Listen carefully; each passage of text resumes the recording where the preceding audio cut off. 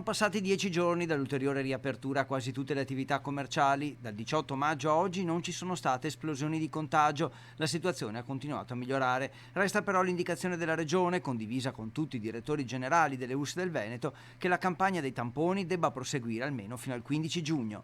Abbiamo parlato sicuramente della partita dei tamponi e della necessità insomma di continuare con il piano di sanità pubblica che abbiamo in piedi. Stiamo mettendo in fila tutte e 14 le microbiologie del Veneto, quindi tutti i 14 laboratori, e andiamo nella direzione insomma di creare una grande leva qualora ci fosse necessità di fare tanti tamponi.